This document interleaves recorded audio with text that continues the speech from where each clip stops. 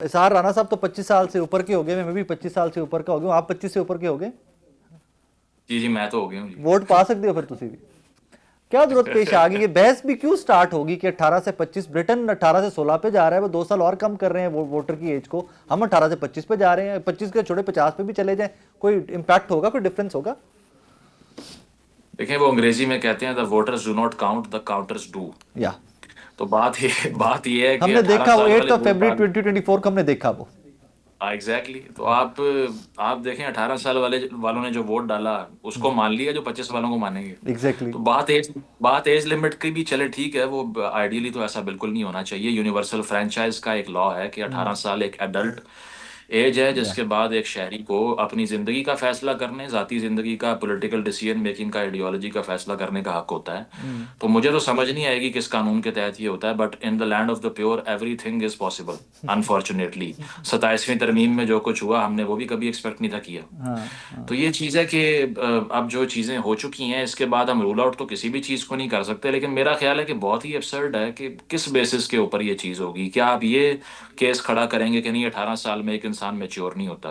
तो भाई, यहाँ तो जो मेजोरिटी ओवरसीज बैठ के पाकिस्तान के खिलाफ जो इंडिया को जाके इंटरव्यूज देते रहे हैं, वो 50-50 साल के हैं सारे। हम्म। दूसरा ये है कि पिछली पार्लियामेंट की एवरेज एज 52 ईयर्स थी। हम्म। आपके सारे सेनेटर्स, आपके सारे जो पार्लियामेंटेरियंस हैं, वो 50+ हैं मोस्टली। हम्म।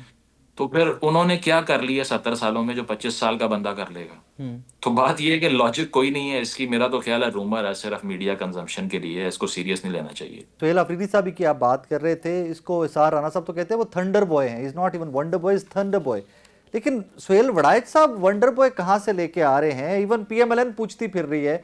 मैं अगले दिन देख रहा था उनके एक वफाकी वजीर का इंटरव्यू कि यार ये वंडर बॉय ने आके करना है, हमें बताओ, हम वो कर देते हैं। और वही वंडर बॉय फिर मईशत पे ही, इकोनॉमी पे ही, is it going to be finance minister, is it going to be prime minister? What do you think कि ये वंडर बॉय कौन है? देखें, इस पे मैंने भी ख्वाजा आसिफ साहब से जब पूछा ना कि कहा जा रहा है कि पढ़े लिखे लोग चाहिए, पीएचडीज चाहिए, तो उन्होंने कहा कि असी भी कोई घट पढ़े लिखे नहीं है, हाँ, खालिद साहब हमने भी भी कुछ बैंकर है तालीम ना, हासिल बैंकर की। रहे हैं खालिद साहब भी। उन्होंने कहा जी, हमने भी तालीम हासिल की हुई है, हमारी जो क्वालिटीज़ हैं उससे इस्तेफादा किया जाए। हाँ। लेकिन बात यह है कि पाकिस्तान के अंदर देखें, इस करंट शहबाज सेटअप से दो मसले हैं बड़े, जो कि मैंने भी जाके जो फेडरल मिनिस्टर्स दो चार हैं उनसे बातें की हैं। हाँ। पहला मसला ये है कि नैरेटिव के मैदान में बिल्कुल साफ है हुकूमत खाली। हाँ। They are nowhere to compete PTI. Social media देख लें, बाकी देख लें, क्या वजह है राय साहब के डीजीआईएसपीआर को बजाते खुद आके एक एक ट्वीट का जवाब देना पड़ता है? Hmm. Because government is not doing is job.